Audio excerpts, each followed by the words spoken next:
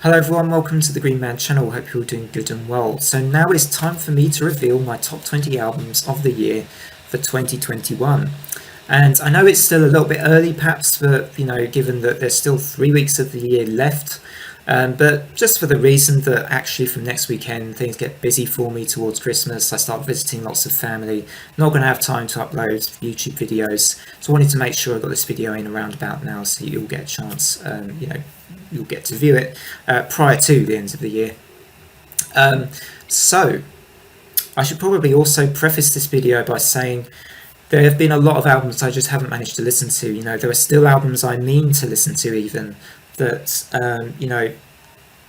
there probably wouldn't be the time even for me to digest them enough to know whether or not they could make it actually onto this list as well. So this is a list, these are all personal choices, and I should add that they are multi-genre as well. There are a few choices here that aren't necessarily rock and metal, so prepare to be a bit surprised. On this channel I do like to sometimes say I do have tastes outside of metal, although probably my most often go-to genre is heavy metal, so just want to get that out of the way first.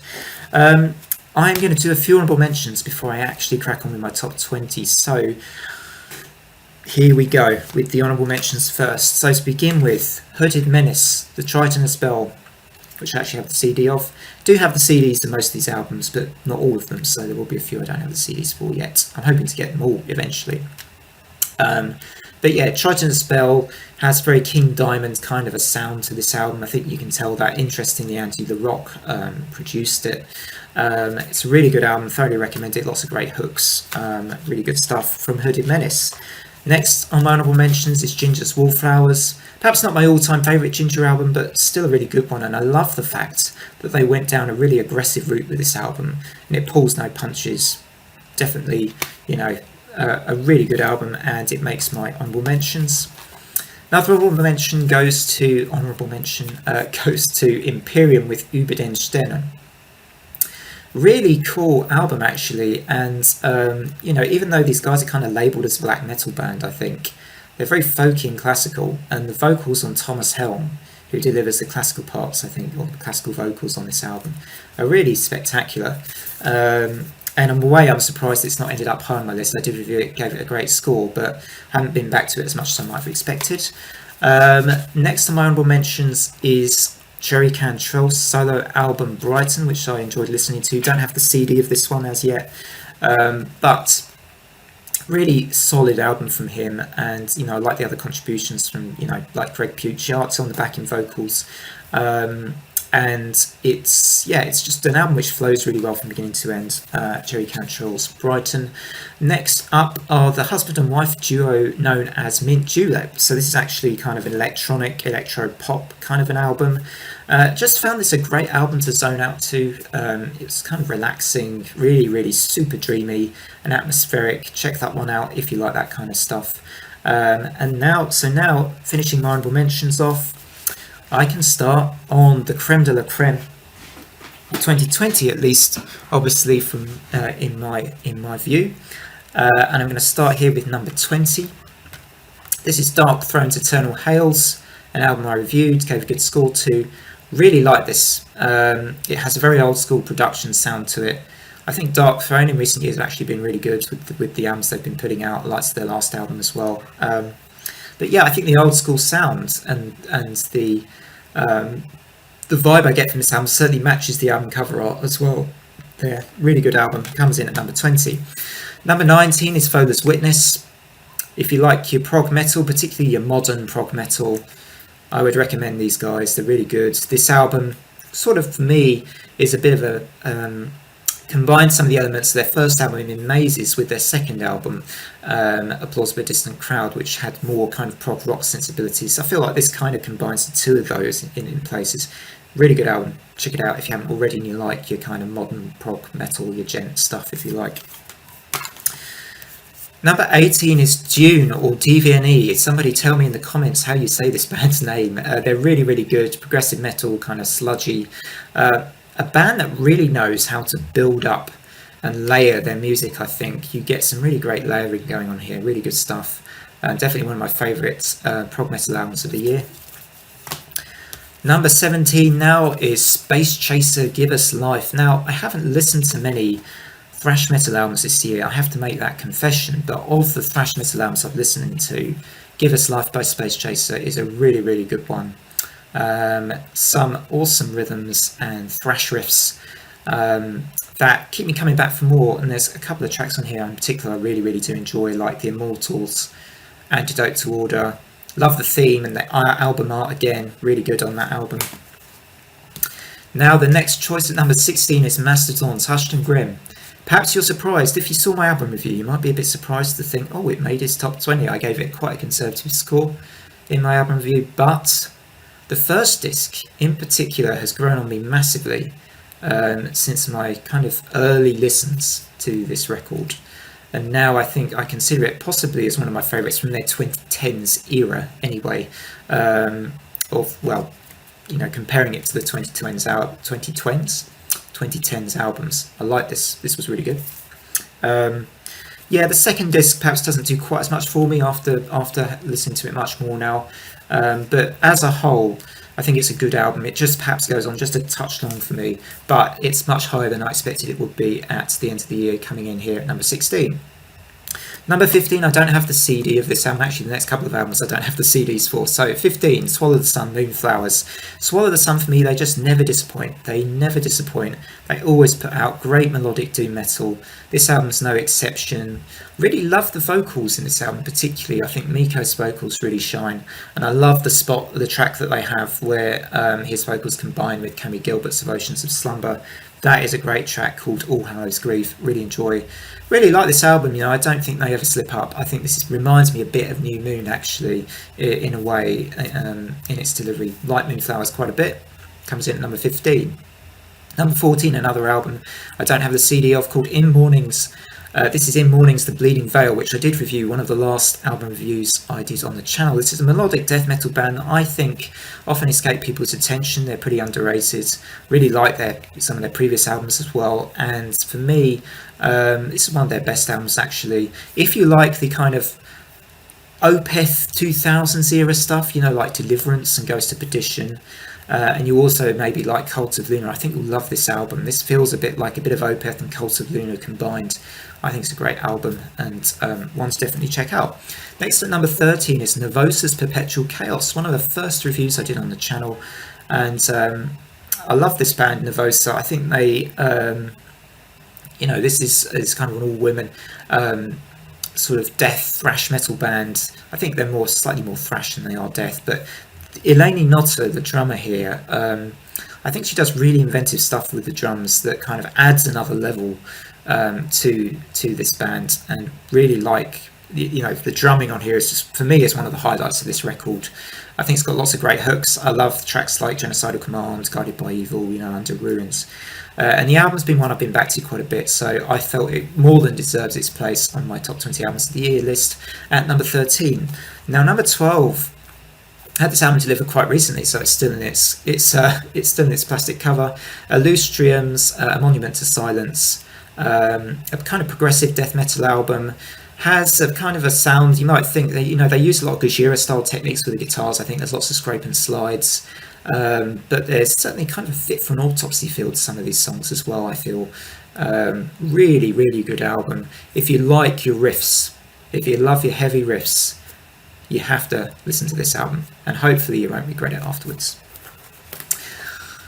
Number 11 now is a solo album from, one of my favourite singers, to be honest, and it's Anneke van Giersbergen's The Darkest Skies, The Brightest. So slightly different style of album here from the predecessors, but really, really good. And I think, it's kind of the solo work I've heard from Anneke, actually, this is a really mature album. Not going for anything super complex or anything, but the songwriting's fantastic. I think all of the songs are really quite good. And you might think this is a really kind of, yes, it's kind of a melancholic album overall, but I think there's little touches of hopefulness here and there, which mean it's not too depressing a listen. And I really love that about this album. It kind of goes with the title of the album as well, The Darkest Skies are indeed the brightest. Thank you, Anneke, for a really good album this year. What have I got next? I have got Wolf Alice's Blue Weekend, which I don't have on CD, and this is kind of an indie rock group. And this album was one of my big surprises of the year. I have listened to some of Wolf Alice's other stuff, and I've not been that into it, but this album changed my mind on them, and I really enjoyed it. I know this album was quite popular as well, so it's certainly one of the more popular, well-known albums probably on this list. But it's really good. I can hear a bit of Fleetwood Mac influence, maybe a little bit of Kate Bush in Ellie's vocals at times. Really awesome album, and one which I'm sure I'll be visiting much more in the future. You know, great production and sound on here in particular, I think, is, and sonically one of the best albums I think I've heard all year round. Now, next up at number 9, Archspire and Bleed the Future, an album which will melt your face, particularly if you don't know Archspire. I mean, this is seriously fast, impressive technical death metal. And I'm not sure I know some tech death bands. It's not that I don't know tech death, but I don't know many that play at this kind of a speed.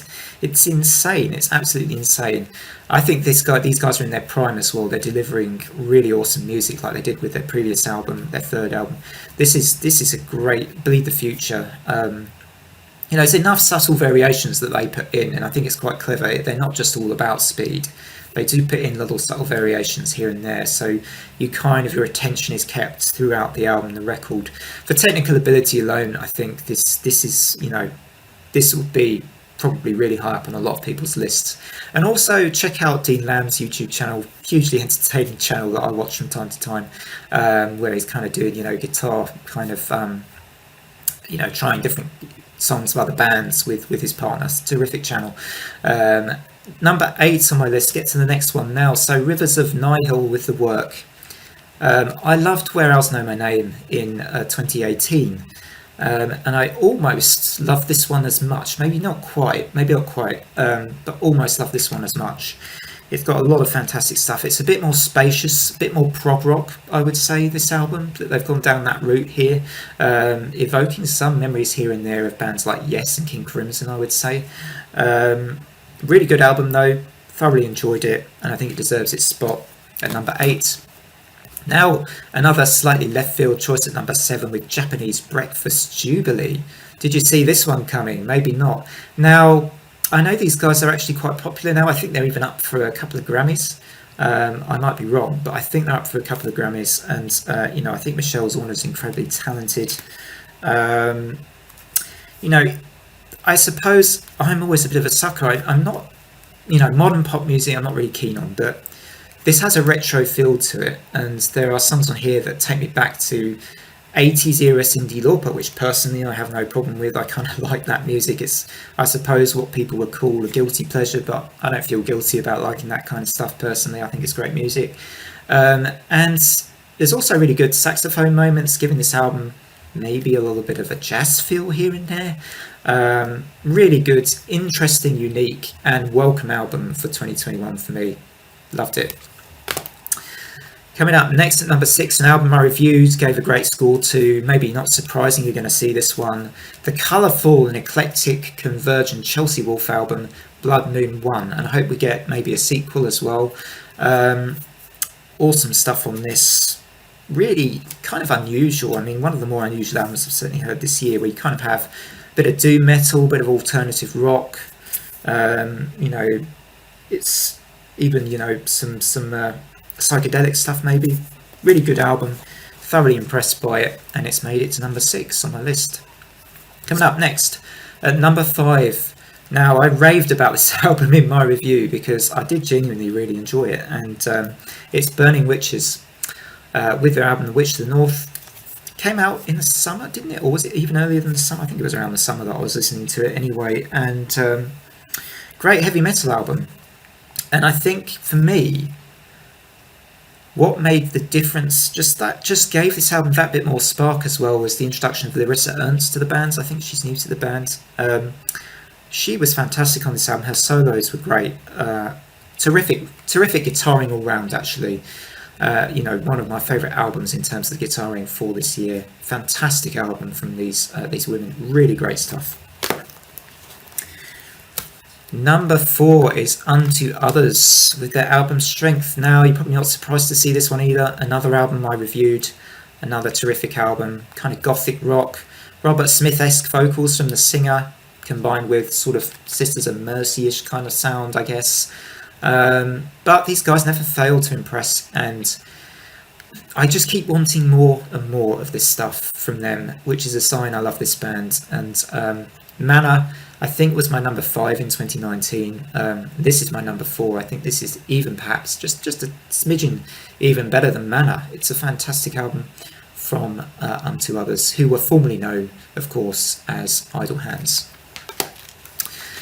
Number 3 is an album which I don't have the CD of, and I've wanted the CD of for a little while now, and I hope eventually I'll get hold of a copy of Mare Cognitum's Solar Paroxysm. This one-man band are really quite incredible. I think this album kind of has, you can feel it, it's like an incredible, a beautiful apocalyptic vision of the earth in its last days. That's what it feels like. It feels like I'm standing on the earth with the ground cracking around me, thunder in the skies, and fire and chaos in the weather. This album gives me that kind of ferocious feel, but at the same time it is beautiful, and the melodies, I find myself waiting for all of the guitar solos, particularly on this album. They are so good. And this is actually, I think, possibly, I'm looking at my list of albums, it's definitely one of my most played, if not my most played album of 2021, which shows you how much I liked Mare Cognitum's Solar Paroxysm. Now, number 2, probably now, this is the most predictable choice on my list because I very recently did a ranking of this band. You will know what this is going to be. This is Colours 2 by Between the Buried and Me. As far as musicianship goes, perhaps this would be the album of the year, just on musicianship alone. One band has beaten them to it, probably because of the longevity of that band's album, which I'll come on to obviously in a second. But Between the Buried and Me with Colours 2 is just such an epic album, so huge in scope, so vast in scope. The styles, the transitions, the changes, some of the best Between the Buried and Me I've ever done, and I think it is just a whisker away from being as good as Colours, their first album. I think there is hardly anything between the two albums. I almost wanted to put them joint top in my ranking video, but didn't quite.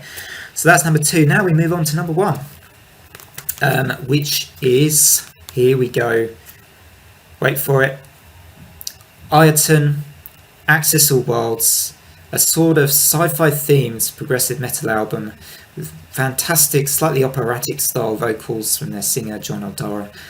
Wonderful, wonderful album, which out of all these albums, I would say it's had the best in terms of longevity because I keep going back to it. Every track is excellent, and that's another reason that it's made my album of the year, because even in a lot of my favourite albums this year, there's usually 1 or 2 tracks here and there that I'm not quite as keen on. This doesn't have any bad tracks, and it is a journey through and through, given that I like my sci-fi, I suppose, as well. It fits that whole thing too. But fantastic stuff from Etemen. Pronunciation may not be right there. I'm not quite sure if they're Etemen. Drop in the comments. Pronunciation may be for me if you like.